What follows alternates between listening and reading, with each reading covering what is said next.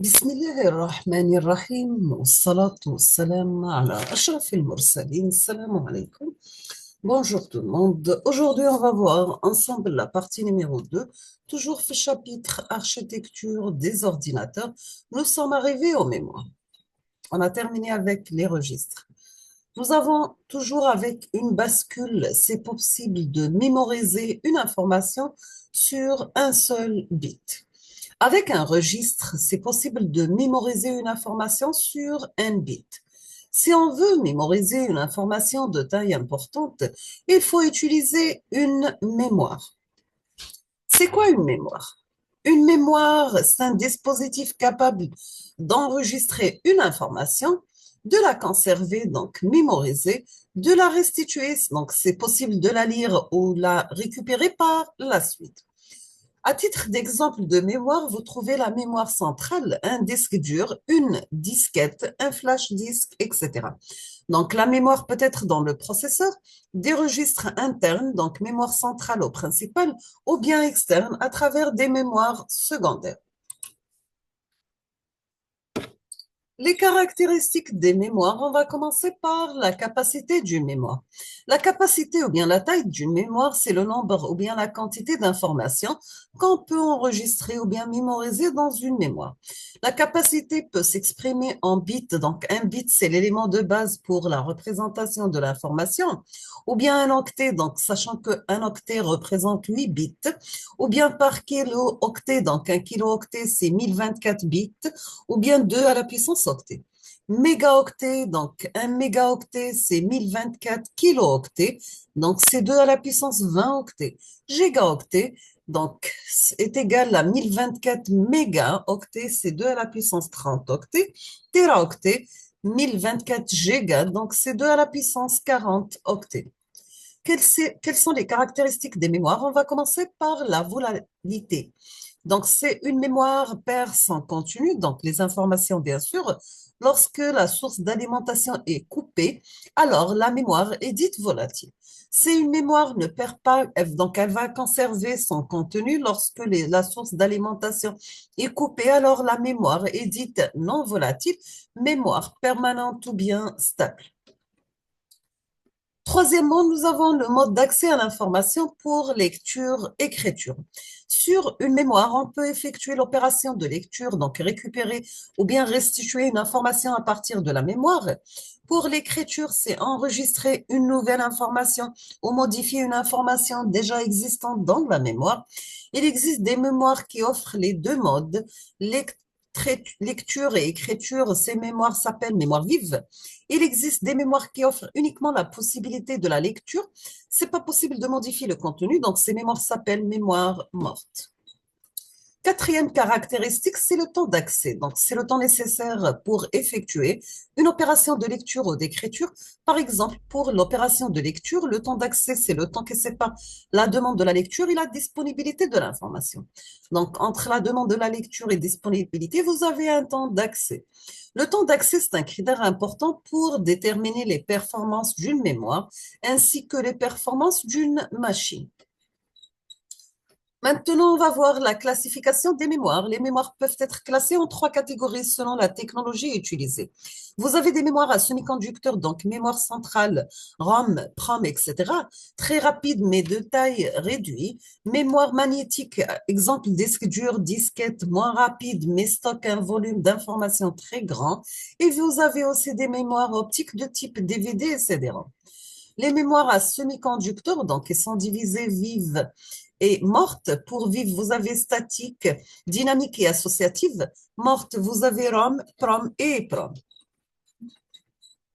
Les archives des mémoires, donc, vous avez mémoire de masse, mémoire d'appui, mémoire principale, mémoire cache et registre. La vitesse commence de 10 millisecondes jusqu'au registre à 1 nanoseconde. Pour la capacité, donc pour les registres inférieurs à 400 octets, cache de 8 kg à 4 mégas suivant les niveaux, principal jusqu'à 1 gigaoctet, d'appui de 2 à 8 mégas et mémoire de masse 200 gigaoctets. La mémoire centrale, donc c'est la RAM, Random Access Memory, mémoire à accès aléatoire. La mémoire centrale représente l'espace de travail de l'ordinateur ou du calculateur. C'est l'organe principal de rangement des informations utilisé par le processeur. Dans une machine ou bien ordinateur calculateur, pour exécuter un programme, il faut le charger, copier dans la mémoire centrale. Le temps d'accès à la mémoire centrale et sa capacité sont deux éléments qui influent sur le temps d'exécution d'un programme, performance d'une machine. Les caractéristiques de la mémoire centrale, vous avez que la mémoire centrale est réalisée à base de semi-conducteurs. La mémoire centrale, c'est une mémoire vive, accès en lecture et écriture. La mémoire centrale est dite accès aléatoire, RAM Random Access Memory, c'est-à-dire que le temps d'accès à l'information est indépendant de sa place en mémoire. La mémoire centrale est volatile, la conservation de son contenu nécessite la permanence de son alimentation électrique. Un temps d'accès à une mémoire centrale est moyen mais plus rapide que les mémoires magnétiques. La capacité d'une mémoire centrale est limitée, mais il y a toujours une possibilité d'une extension. Pour la communication avec les autres organes de l'ordinateur, la mémoire centrale utilise les bus. Vous avez les bus d'adresse et bus de données. Les types de mémoire centrale, il existe deux grandes familles de mémoire centrale. Les mémoires statiques, SRAM, et les mémoires dynamiques, DRAM. Les mémoires statiques sont à base des bascules de type D. Elles possèdent un faible taux d'intégration mais un temps d'accès rapide. Utilisation pour les mémoires cache. Les mémoires dynamiques à base de condensateurs, ces mémoires possèdent un très grand taux d'intégration. Elles sont plus simples que les mémoires statiques, mais avec un temps d'accès plus long. Vue logique de la mémoire centrale, donc la mémoire centrale peut être vue comme un large vecteur ou bien tableau de mots au octet. Un mot mémoire stocke une information sur un bit. Un mot mémoire contient plusieurs cellules mémoire. Une cellule mémoire stocke un seul bit. Chaque mot possède sa propre adresse. Une adresse, c'est un numéro unique qui permet d'accéder à un mot mémoire. Les adresses sont séquentielles, consécutives et la taille d'adresse, c'est le nombre de bits, dépend de la capacité de mémoire. La structure physique d'une mémoire centrale. Vous avez pour la RAM, registre d'adresse mémoire. Ce registre stocke l'adresse du mot à lire ou à écrire. Pour RIM, registre d'information mémoire, stocke l'information lue à partir de la mémoire ou l'information à écrire dans la mémoire. Décodeur permet de sélectionner un mot mémoire. Read-write, commande de lecture-écriture. Cette commande permet de lire ou d'écrire dans la mémoire. Si vous avez read, write bar égale à 1, dans ce cas, lecture, c'est non écriture. Le bus d'adresse, c'est les deux tailles, k bits, et le bus de données de taille, 1 bit. Donc, vous avez la structure interne. Bus d'adresse communique avec la RAM. Vous avez un décodeur. Structure interne, liaison bidirectionnelle avec RIM, liaison directionnelle avec bus de données.